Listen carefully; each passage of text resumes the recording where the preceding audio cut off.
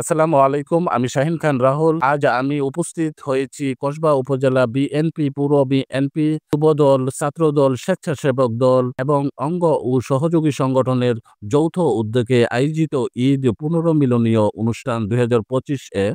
এই মুহূর্তে বক্তব্য রাখবেন ব্রাহ্মণবাড়িয়া জেলা বিএনপির যুগ্ম সাধারণ সম্পাদক জনাব বেলাল উদ্দিন তুহিন।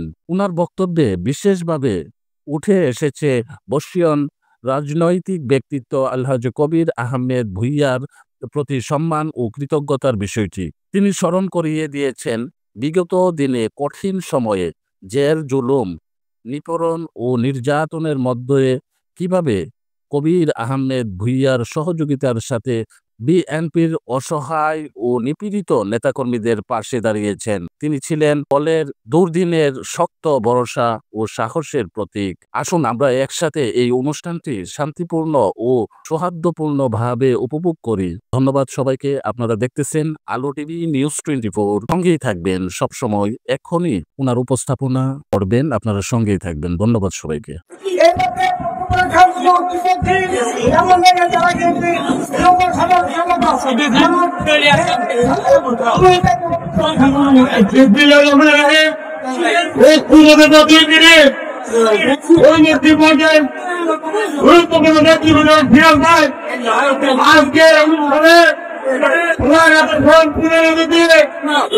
আগামী দিনে আমার আপনার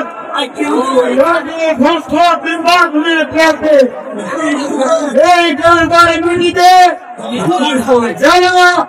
শান্তি হয়েছে বিএনপির দখল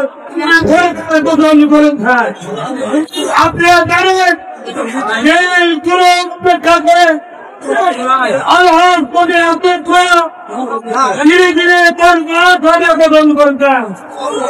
আগামী দিনে আমাদের প্রাপ্তি হবে কবিরা হবে ইরান ভাই আলিয়াদম ভাই এই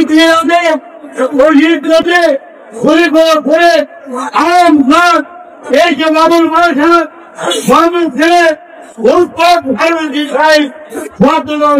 নেতৃত্ব আগামী দিনে দেখা হবে দিচ্ছিলেন